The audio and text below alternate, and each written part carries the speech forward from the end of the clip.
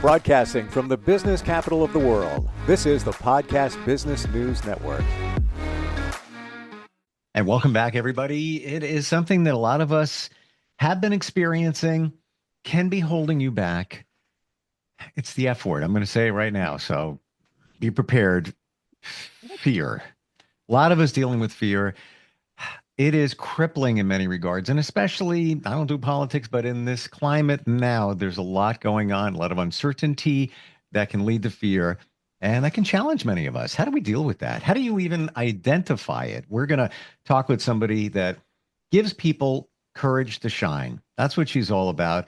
And whether you're fearing something, you're stuck, whatever it might be, she is your direction for wellness. Sara Regester is back on the program with us. How are you doing today? I'm great, Steve. Lots I'm to really talk about. feeling it. Yeah. Lots to talk about here. I think the time is right to dig into fear, especially as a coach and somebody that moves people forward in their life, our professional of the year.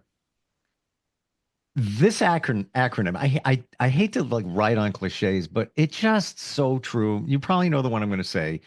False evidence appearing real. It Yes, just describes fear very well, doesn't it?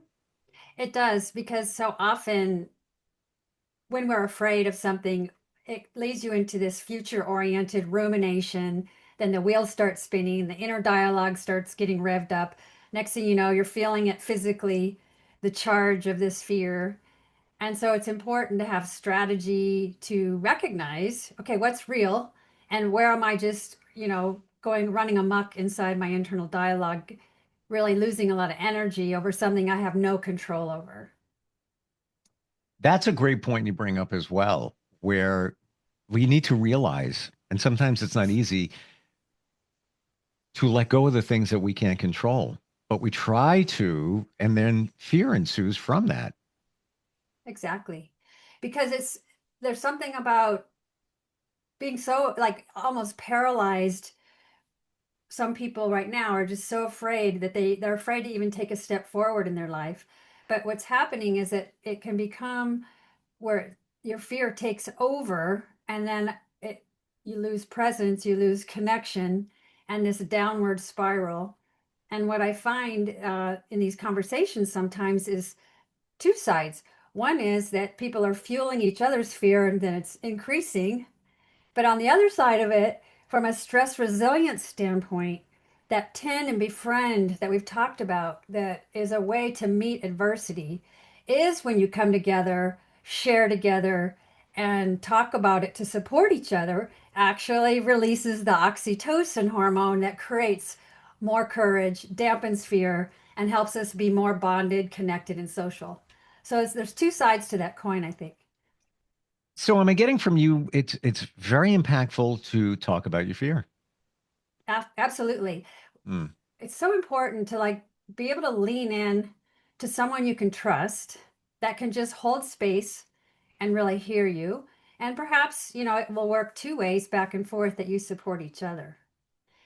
And what's tricky is if you don't relate to someone's fear, then it's just important to be that listener, supporter, challenger that might actually be that neutral perception that can help someone kind of rein in, okay, what's real, or what can you do about it? What's in your control? And so there's a dance, I think, about how much not trying to fix people and tell them what to do, but how to hold space for someone that's really feeling a lot of fear. Do you subscribe to this? And I've heard this many times, and they'll do studies, they'll do research, they'll do polls on this, that roughly 90%, 91%, it's always right around that 90% number of the things that we worry about, i.e., fear, never happen, never materialize. We are literally wasting time and energy on something that doesn't even exist. It's true because it pulls us out of that what's real in front of me, what can I really focus on. If you remember that attention equals power, Mm. where our attention goes is what grows. And so there's something about the discernment of assessing the fear that one is feeling and then making the discernment of, well, what am I going to do to support myself? What do I need to get off this cliff of anxiety? that I can actually take steps with and make a difference. And so I think there's an opportunity for people to be more solution oriented in their immediate life and their immediate circle, where we have less control about the bigger picture out in the world. But I think it starts with us individually in how we're living our life in our day to day and not being paralyzed by fear. But how am I going to prioritize what helps me feel more resilient, like taking a walk or doing my hobby or having a mindful practice? It's like the strategy to support ourselves will help us rein in that fear that might be false or blowing out of proportion, and be able to actually see from a reality place, okay, what can I do for myself? Or what's real here that I need to take action with? Is fear the same thing as anxiety? I would say anxiety is more like a symptom of fear.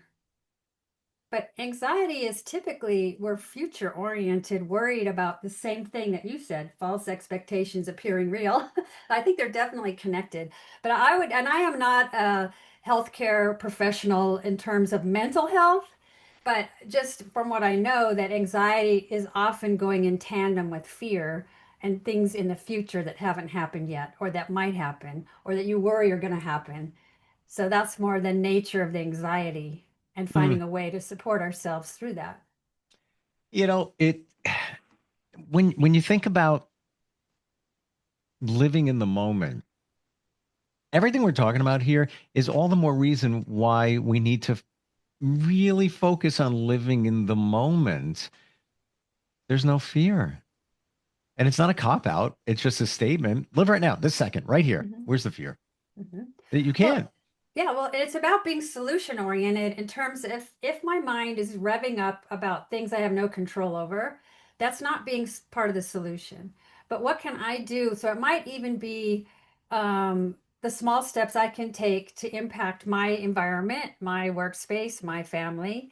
And there's also a piece here that came up in a conversation this weekend about someone who just loves sewing, and that for 4 hours straight doing her hobby of sewing put her in the zone of just this quiet mind Mm, that focused on the task of sewing. And so the outside world was not like interfering with her thoughts. It was like a little escape, a little vacation of being in the present moment, focused on something totally pleasurable. And how we can feed our energy, feed our creativity when we still prioritize those kinds of things that are important as part of our resilience practice. mm. Oh, let's say you're at the moment where you have some fear. Yeah, it could be, let's say you work in sales and you think there's a problem with one or two big accounts. And now you're wondering, like, what if they cancel? What if this? What if that? In a situation where fear is starting to work its way in, what do you do? What are your suggestions? Well, I think it's important to recognize that that kind of fear is because you want to do well, that you want to be successful. Yes. And so that kind of fear can easily be managed when you have a practice of centering, breathing into your center, having the focus on the outcome you desire in terms of success. And I think what's coming up when we're having this conversation is recognizing the different kinds of fear.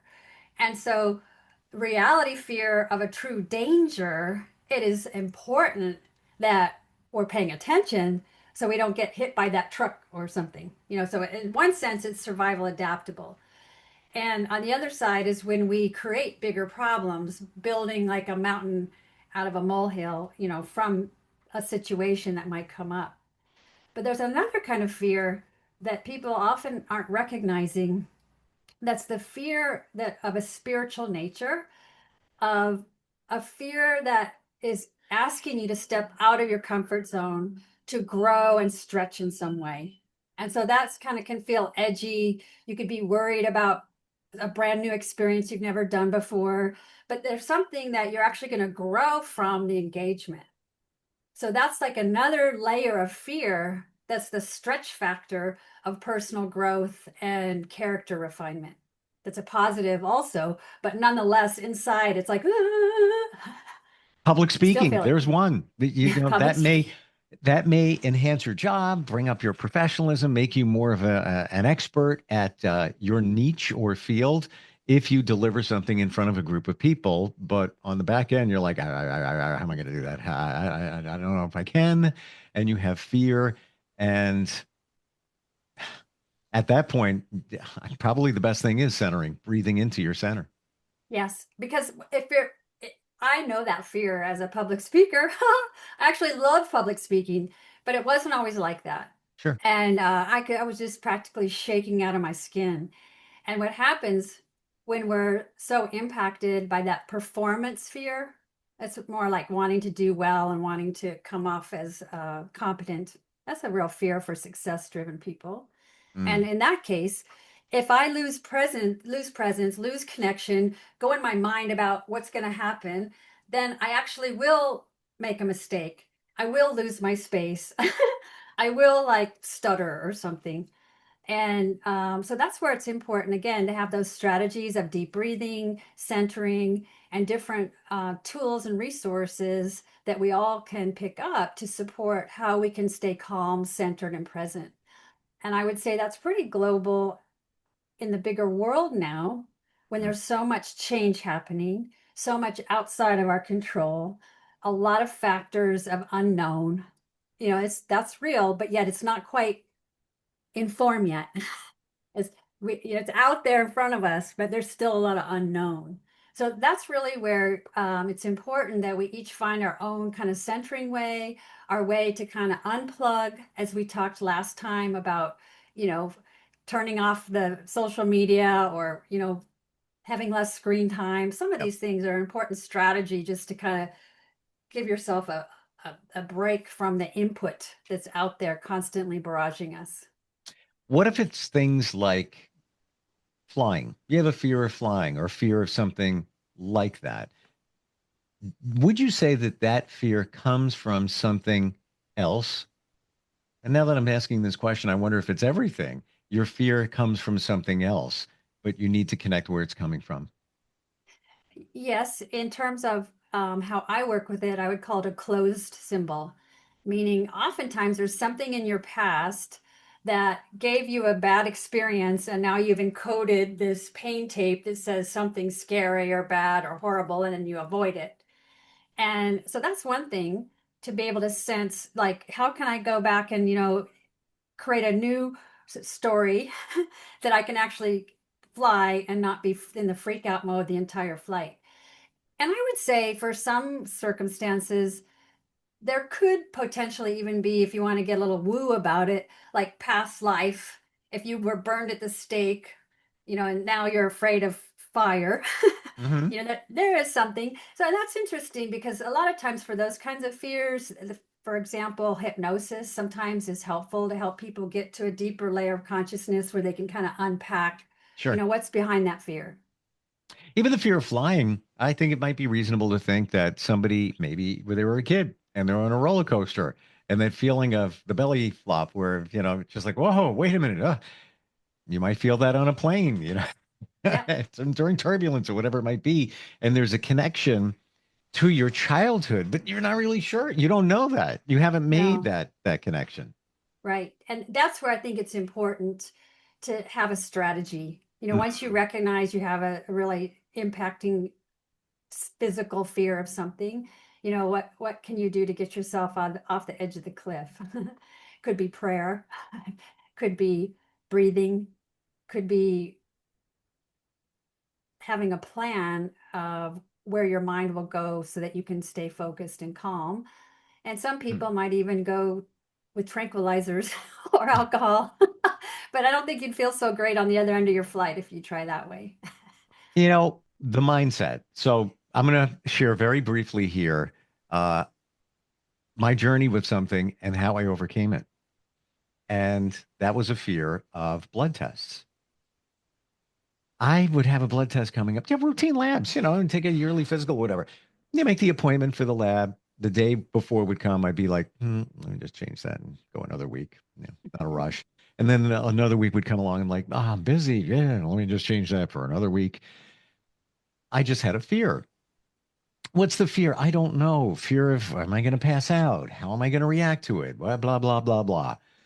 And I started changing my mindset. This is in the past year, by the way. Okay. I changed it around to say to myself, I'm going to get information. Maybe it's good, maybe it's not so good, but either way, I can take action for me, for my health. This is a good thing. So I started changing it around. And then I would just engage in a conversation with the phlebotomist, just talking to him, just get my mind off of it for the 30 seconds that it takes, if that. And it worked. And worked so much, in fact, that had some health stuff going on, all good now, but they were doing testing. In the past like 3 months, I must have had 12 needles, for, biopsy, blah, blah, blah, blah, blah, blah, blah, blood drawn back again. No issues whatsoever. The mindset. It's amazing if you can take it and just look at it in a different, call it a camera angle. Now I almost laugh at it. Like I look back and like, sometimes I laugh if they're going to draw blood. Like, what are you laughing at? I don't know. I'm chuckling. It's all good. It's all good. Changing your mindset makes a huge difference. Yes, and I would say another approach, in addition to changing your mindset, is taking baby steps to engage with it. Hmm. Depending on what you're afraid of, what that fear is, if you can just start engaging on a lower level, smaller level, simpler level, and taking those little baby steps, it can really help you to start engaging with it, not as a big fear factor, but as something you're getting acquainted with, that you're making the unknown knowable by kind of putting your big toe in the water. And that can be a process of opening something that normally you've always said, no, I'm not going near that. It's too scary. And if, like, for example, I would say similar to yours, when I was so like public speaking was my way to promote my coaching. Hmm. Still is. Love speaking now.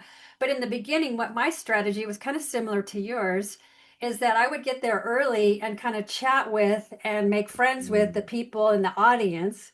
So then they weren't scary because I'd already had a conversation with them.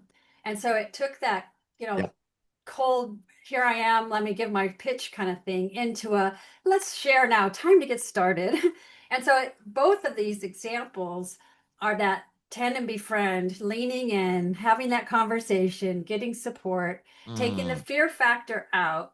So there's something on the physiologic level that's actually supporting more courage and less fear by that sharing, that leaning in, that getting support versus suffering on your own, that like having that internal freak out and you don't want anyone to know, like you're going to try Yep. to hide it. Yeah. Yeah. I think you found the secret to public speaking right there.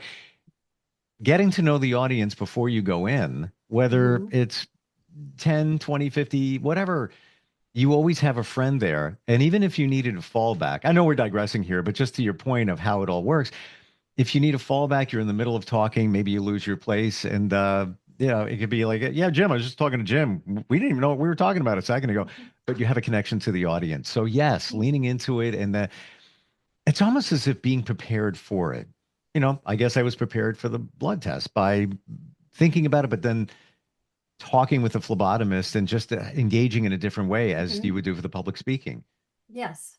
And I Hmm. would say that there's a whole nother part we just barely dipped into is sometimes memories from our past, particularly our childhood, Hmm. could be at the root of some of our fears now. And so when you're ready, the memory will be there and you'll recognize, oh, yeah, that's what that's about. Well, I'm not the 4-year-old anymore. I can kind of look at this now and kind of reframe what happened before in my past and not have to carry this to where I am now in my life. So that could be something like fear of dogs or fear of closed places. Maybe you got locked in a closet or something. Yeah. Kids it get into all kinds of things between being punished or their siblings. Yeah, kids learn from their experiences. And so then if you code an experience as painful or scary, until you re-encode that in a different kind of memory, you're going to just keep carrying that memory along and bringing it forward. And then you're going to see it show up in other arenas that might awaken a similar flavor.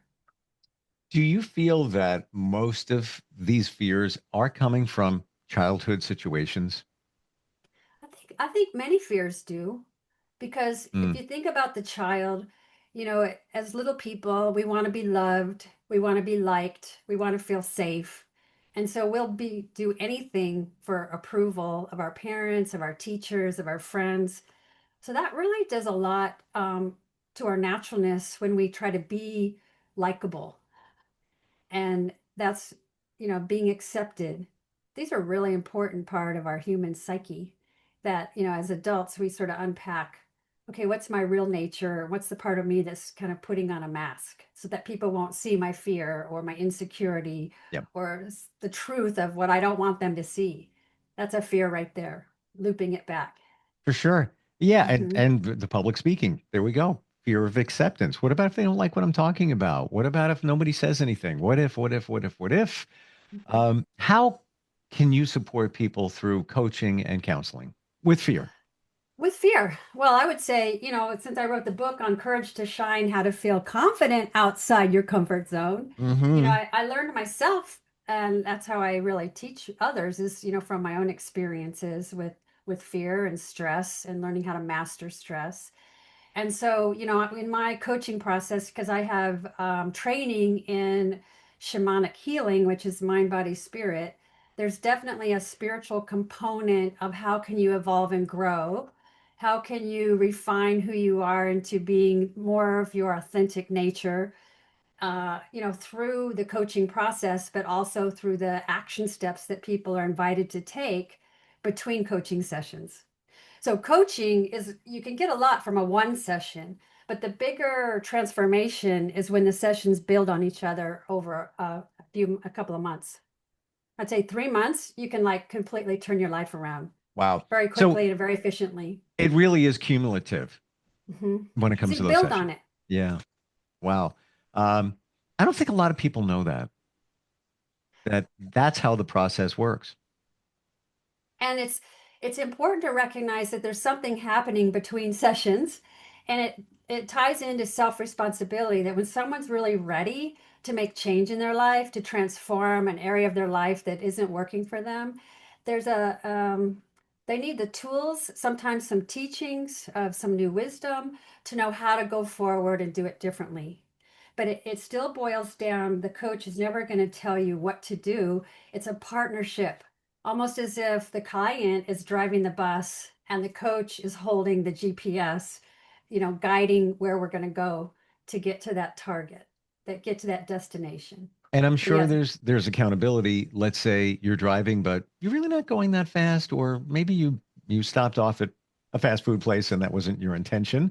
The coach can say, "Well, wait a minute, that's not on our GPS and not the best choice for you." I'm sure that accountability comes into play. it does. And it's still, it's how fast you want to go, Mhm. because we're wired to evolve and grow at our own natural pace. Some move fast, some don't. And so really as the coach to honor that person's, how fast they want to grow is an important part that you're staying together. Don't be afraid of change. There goes the fear right there. How do we connect with you, Sarah? Well, if it's important to know how I spell my name, Sara with no H, Regester is all E's, so they can find me on Instagram at sarah.register. And certainly my book is available on Amazon, Apple Books, and Audible if you're an audio reader. And then my website is directionsforwellness.com. And certainly they're welcome to email me at sarah@directionsforwellness.com. I'm easy to connect with. Your book is fantastic, especially for what we're talking about right now, giving you the confidence to get out of your comfort zone. Because when you're stuck in your comfort zone, nothing's happening.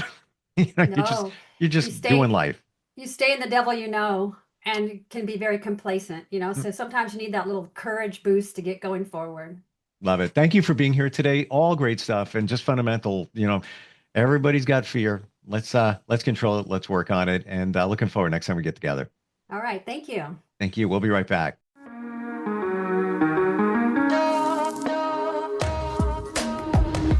Broadcasting from the business capital of the world, this is the Podcast Business News Network.